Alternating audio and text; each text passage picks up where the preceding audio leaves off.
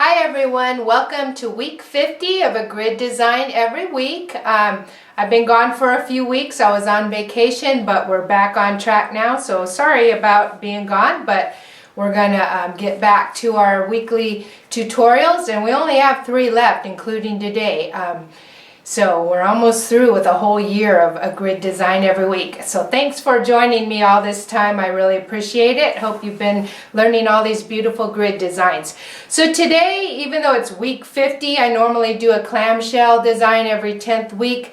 I'm going to save my clamshell design for week 52 because it is kind of like the cream of the crop, and I want to save it for our very last tutorial. So today I'm going to do one that I'm just going to call Puffy Diamonds for lack of a better name. It's based on our pumpkin seed design, but what happens is we end up seeing the puff because we're going to do a little bit of a twist on that pumpkin seed or the orange peel design that I taught you earlier in the year. So come on over, we'll check it out. And I'll show you how easy this is.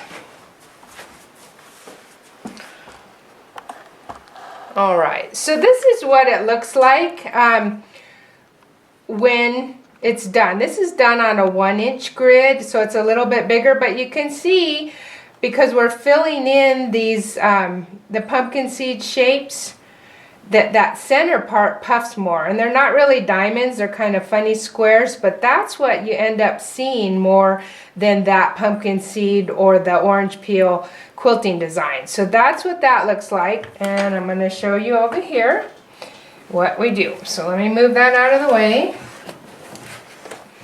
Alright, so I'm going to work in this little section, and if you can look, I've already done a very narrow pumpkin seed design, orange peel design. So it's real small. So that's our initial design. So, you know, if we were doing our orange peel design, that would be kind of wimpy and blah and boring. You know, we don't normally do our little arcs that narrow. But for this design, that's our initial, our base design. So I did that to save us a little bit of time. And now we're just going to add another row to fill in the space more. Alrighty. Okay, so I'll start down here, and we're going to be able to bounce around the whole area because it is on a diagonal grid. I think this looks nicer on the diagonal grid. Hope you can see that. Okay, let's see. Let me adjust that light. How's that better? Alright. And I'm doing it in blue thread, but what I'm going to do is show you the back later, and that's really going to show that puff. Remember, our negative space is what shows. So I've done that narrow pumpkin seed. Now I'm just going to add, I'm going to add wider circles or arches.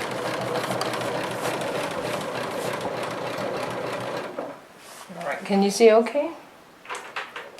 Alright. So let me show you what I'm doing. I'm adding a wider soft S shape. Alright, so we got up to the edge there. Instead of coming back down, I'm just going to keep like a you know, the old game Pong where it was go Pong, you know, it would bounce around until it couldn't go anywhere anymore. That's what we're going to do here. So keeping that exaggerated soft S shape. But remember, we always want to cross those intersections.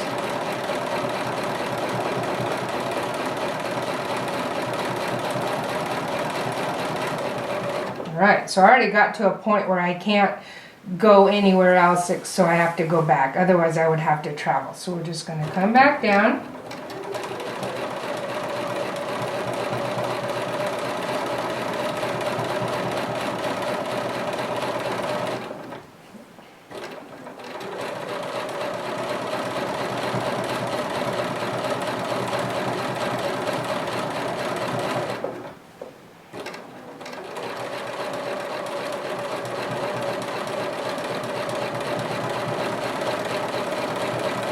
Now we're down here and where I started, and we can go up this other way. This makes it continuous. Just a nice little tool to have.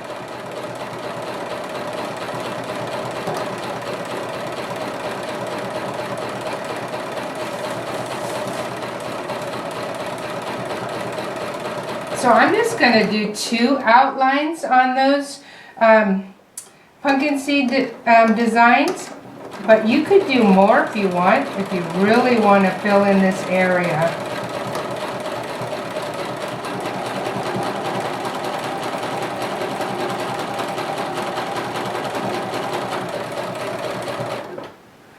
Okay, so see, I'm here, I'm like, okay, where am I going to go? I have to look and say, alright, I didn't do that side yet, so now I'll do that.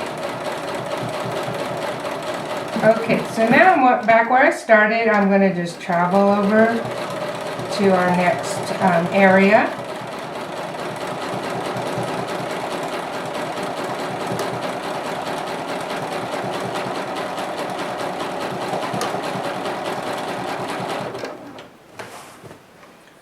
Alright, let's see, I'll go this way.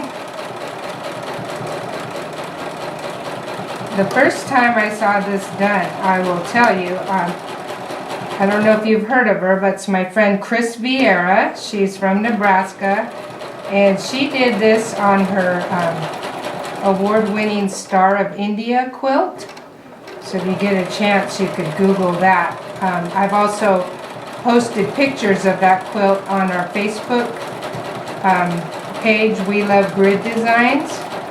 But I saw this, she had used this design in that quilt, and it was just, it looks so beautiful. So check it out. That quilt actually won Best Long Arm Quilting this past spring at Paducah.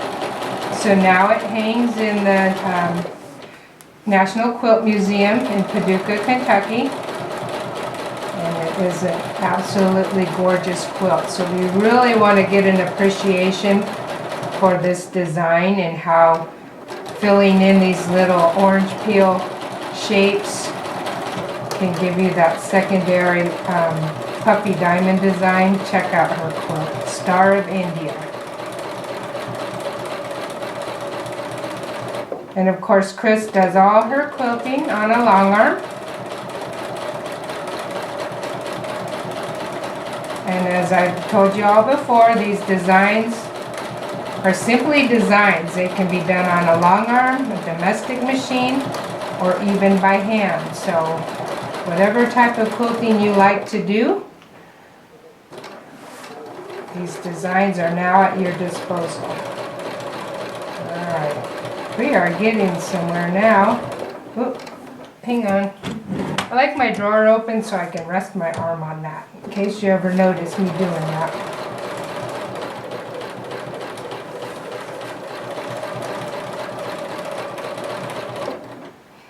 Okay, let's see, I think we're almost done.